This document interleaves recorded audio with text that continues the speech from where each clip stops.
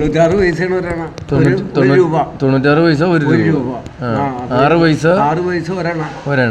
പിന്നെ 12 പൈസ രണ്ടെണ്ണം. 24 പൈസ 4 പിന്നെ 8 അതിന്റെ ഇരട്ടി 48. അത് 96 16 16 ഒരു രൂപ. 16 1 രൂപ. മനസ്സിലായി. അതിന്റെ ഡിവൈഡ് ചെയ്ത് ലാസ്റ്റ് വരുമ്പോഴാണ് ഈ പറഞ്ഞ മനസ്സിലായി. 6 പൈസയാണ് 6 പൈസയാണ് ഒരെണ്ണം. അതിന്റെ ഇരട്ടി കൂട്ടിയാൽ പറഞ്ഞല്ല. 6 പൈസ ഒരെണ്ണം, അതിന്റെ 12 പൈസ രണ്ടെണ്ണം, 24 പൈസ 4 ഒരു വട്ടത്തിൽ. അപ്പൊ 1/4 ഇട്ടണം. 4 ഇത് 25 പൈസ എഴുതൂല. 1/4 നയാ പൈസക്ക് അത് തന്നെ. അത് പഴയ കാലത്ത് ഇവിടെ സീലടിക്കുന്നത്. നമ്മൾ ഇവിടെ തിളച്ചവര് അത് റൗണ്ടൊന്നും അല്ല, ഒരു തകിട് പോലത്തെ ചെമ്പിന്റെ തകിട് പോലത്തെ സീലടിക്കും. ഇപ്പൊ ഈ ത്രാസ് സീലടിക്കണ പോലെ ആ ഇതേല് വട്ടത്തില് തകിടയില് ഇത് ഇങ്ങനെ ചൂടാക്കിയിട്ട് അടിക്കും. അപ്പൊ അതില്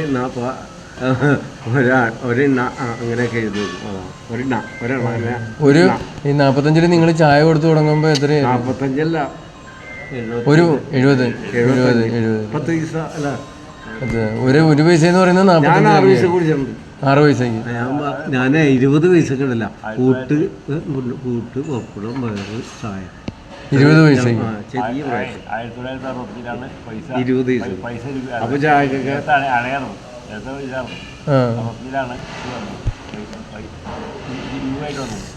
96 പൈസ മാറി രൂപയായിട്ട് വന്നത് ഈ പറഞ്ഞ ഡേറ്റിലാണ്. എന്നാണ് രൂപ നോട്ടായിട്ട് വന്നത്. 1965 100 പൈസ ഒരു രൂപ എന്നുള്ളത്. അല്ല അതെ ഇത്ര ഉണ്ടാവും. 10ന്റെ നോട്ട്. പിന്നെ ആദ്യമായിട്ട് ഇറങ്ങി 10ന്റെ നോട്ട് വലുതാണ്. പിന്നെ 100 നോട്ടാണ് അതിലും വലുതാണ്. ഇപ്പോഴത്തേക്കും 2 ഇരട്ടി ഉണ്ടാവും. പിന്നെ 1 രൂപ നോട്ട് അത്രയും വലുതാ. അന്ന് 2ന്റെ നോട്ടല്ല, 1 രൂപ നോട്ട് ഇറങ്ങി കഴിഞ്ഞാൽ പിന്നെ അത് പിന്നീട് ഇറങ്ങില്ല. ലാസ്റ്റ് ഇറങ്ങി. പിന്നെ 5ന്റെ 10 അത്ര 5ന്റെ ഒക്കെ പിന്നെ 1 കഴിഞ്ഞിട്ട് 10 പിന്നെയൊക്കെ 2ന്റെ ഒക്കെ 20 നോട്ട് 20 രൂപ ഇറങ്ങിയില്ല. പിന്നെ 100 നോട്ട് വളരെ കുറവാണ്. വളരെ കുറവാണ്. വലിയ പാള പോലെ ഇരിക്കും. അത് വലിയ കാശുകാരുടെ കയ്യിലൊക്കെ ഒരു 100 രൂപ മാറൂല. മാർക്കറ്റിൽ ചില്ലറ പൈസ ആയിട്ട് പോകണം. നോട്ടൊന്നും ഇല്ല.